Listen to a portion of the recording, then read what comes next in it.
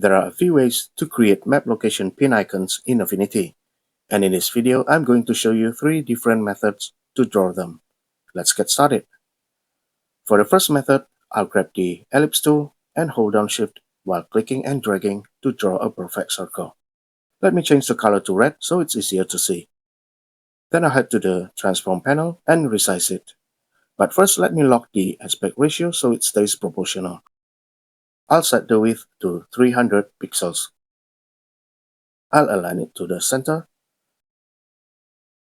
Then right-click on it and select Convert to Curves. With the node tool still selected, I'll select this node at the bottom, hold down Shift, and use the down arrow key to move it downward. I'll press it 10 times to move it 100 pixels down. Then I'll go to the context toolbar and click Convert to Sharp. Now I'll grab the ellipse tool again, hold down Shift, and draw another perfect circle. I'll resize it to match the width of the pin.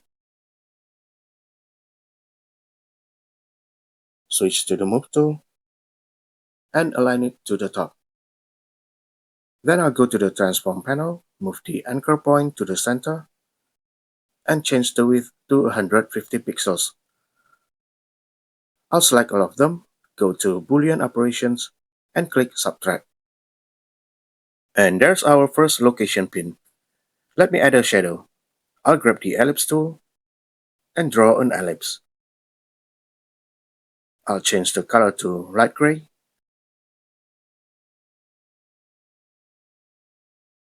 Go to the Transform panel, set the width to 200 pixels, center it horizontally, and move the shadow layer below the pin layer. I'll switch to the Move tool, select both the pin and the shadow, group them, and our first location pin is complete. Let me hide the pin and move on to the second method. I'll grab the ellipse tool again, hold down Shift, and draw a perfect circle. I'll change the color to red, head to the Transform panel, and set the size to 300 pixels, same as before. I'll align it to the center, then switch to the Rectangle tool. I'll place the cursor at the center, hold down Shift, and drag to draw a square. Now I'll grab the Move tool, select both shapes, and rotate them 45 degrees. Then I'll go to Boolean Operations and click Add to merge them. Next, I'll grab the ellipse tool, draw a circle with the same width, switch to the Move tool, and align it to the top of the pin.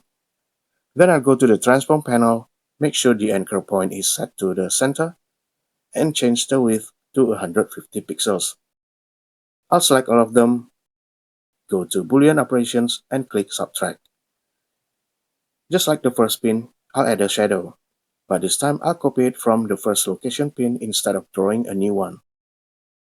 I'll expand the first pin group, select the shadow, and press Ctrl J to duplicate it. Then I'll drag it to below the second pin, collapse the group, and move it up slightly. I'll select everything, group them, and our second location pin is done. Let me hide that and move on to the third method. I'll head to the Triangle tool, select it, and draw a triangle. I'll rotate it 180 degrees and align it to the center. Now I'll switch to the Corner tool, select these two corners, and click and drag one of them to round them off. I'll grab the Move tool, and if I check the width in the Transform panel, you'll notice it's actually showing the width of the bounding box, which is also the width of the triangle before we round the corners. So to change the width of the pin, I need to convert it to curves first. I'll right-click on it and select Convert to Curves. Now I'll switch back to the Move tool and set the width to 300 pixels. Then I'll grab the ellipse tool and draw a circle the same width as the pin. I'll grab the Move tool and align it to the top of the pin. Then change the width to 150 pixels. I'll select them both and click Subtract. Then I'll expand the first pin group, select the shadow layer, press Ctrl J to duplicate it, and move it below the pin.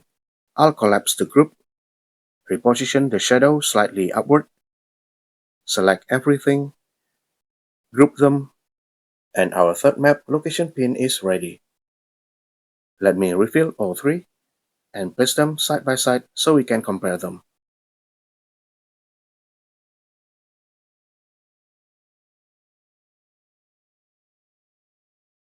And there we have it.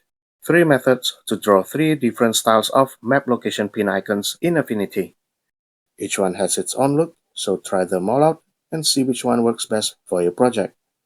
If you have any questions, feel free to drop me a comment. I hope you found this tutorial helpful. Thanks so much for watching. Take care, and I'll catch you in the next video. Bye.